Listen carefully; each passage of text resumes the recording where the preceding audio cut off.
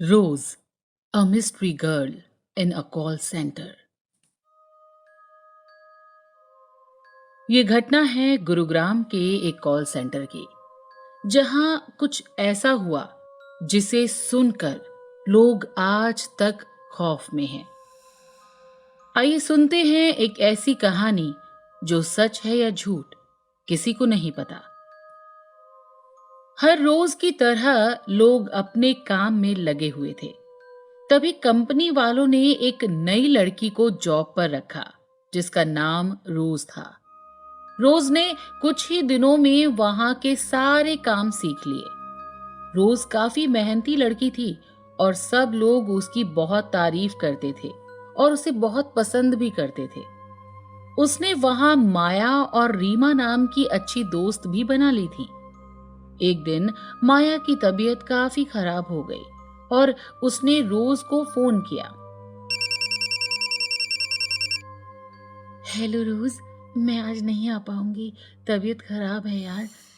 किसी भी तरह करके मेरी टेबल पर रखी रिपोर्ट बना दो प्लीज।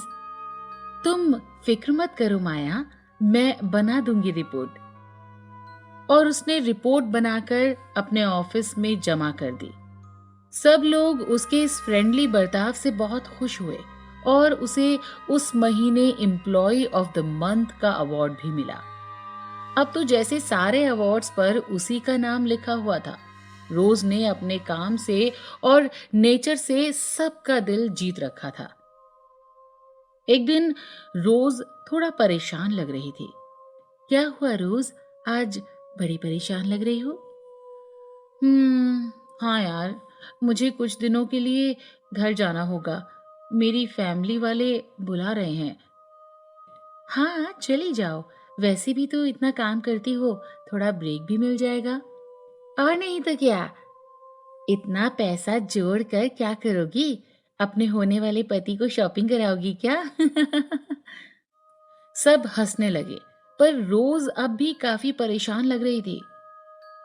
अगर मैं घर गई तो वो लोग मुझे वापस नहीं आने देंगे। थोड़ा प्यार से मना लेना, फैमिली है, समझ जाएगी।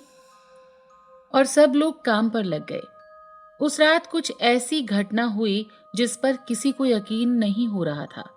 सब लोग अपना काम खत्म करके कैब की तरफ जा रहे थे, पर रोज अभी भी कॉल पर किसी से बात कर रही थी। रीमा और माया भी कैब में उसका वेट कर रहे थे। बहुत रात हो रही है और रोज अभी तक ऑफिस से नहीं निकली है। रुको, मैं देख कर आती हूँ। माया ऑफिस में एंटर करती है और देखती है रोज अभी भी कॉल पर बात कर रही है और उसके चेहरे पर बड़ी अजीब सी स्माइल है। किससे बात कर रही हो रोज? पर रोज का कोई जवाब नहीं आया और वो फिर भी बात कर रही थी। माया ने रोज से फोन लिया और सुना तो फोन पर कोई भी नहीं था। माया के कई बार पूछने पर भी रोज ने कुछ नहीं बताया और चुपचाप जाकर कैब में बैठ गई। उस रात रोज ने किसी से कैब में बात नहीं की। कुछ समय बाद रोज का घर आ गया और वो कैब से उतरी और अपने घर जाने लगी। पर उसने इस बार हर बार की तरह सबको बाय नहीं कहा और थोड़ी दूर जाकर एक बड़ी अजीब स्माइल देने लगी और जाने लगी। कुछ ही समय में वो अंधेरे में गुम हो गई। उसके दोस्तों को समझ नहीं आया कि वो उनकी तरफ देखकर ऐसे क्यों मुस्कुराई। अगले दिन, आज रोज नहीं आई क्या? मैंने एचआर से पता किया है, वो कुछ दिनों के लिए लीव पर है। अच्छा है, थोड़ा रिलैक्स कर लेगी घर पर। ऐसे ही कई दिन बीत गए, पर रोज काम पर वापस नहीं लौटी। उसकी लीव अपने आप ही रहस्यमय तरीके से बढ़ जाती। कुछ महीने बीत गए, पर रोज का कोई पता नहीं चला।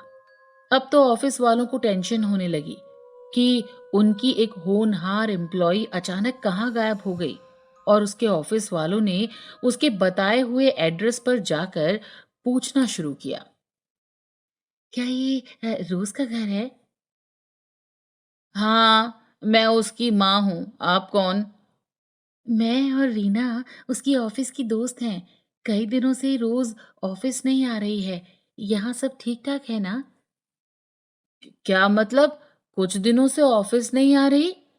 अरे, उसे मरे हुए कई साल हो गए। तुम लोगों को कोई धोखा हुआ है। ये सुनकर माया और रीमा को यकीन नहीं हुआ।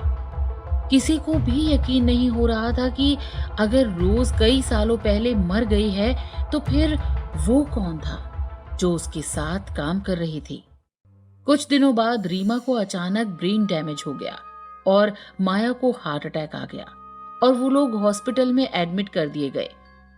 अब तो जैसे उस ऑफिस में अजीब घटनाओं का दौर शुरू हो गया। कभी चाय अपने आप सरकने लगती, तो कभी लोगों को लगता उनके पीछे कोई खड़ा है। और रात को ऑफिस में से कभी हंसने की और कभी रोने की आवाज सुनाई देती।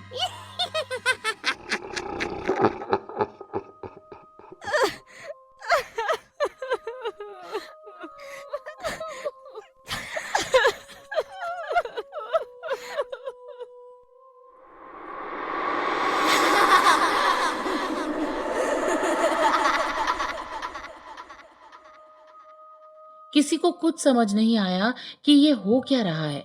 कंपनी वालों ने जब इसकी पूछताछ की तो पता चला कि वो ऑफिस एक कब्रिस्तान पर बनाया गया था, जिसकी वजह से वहां पर आत्माओं ने कोहराम मचा रखा है। कंपनी वालों ने इस तरह की घटनाओं को काफी छुपाने की कोशिश की, पर इनको छुपाना आसान नहीं था। आज तक नहीं पता चल पाया कि रोज का क्या हुआ। क्या ये कोई सोची समझी साजिश थी या एक अजीब सच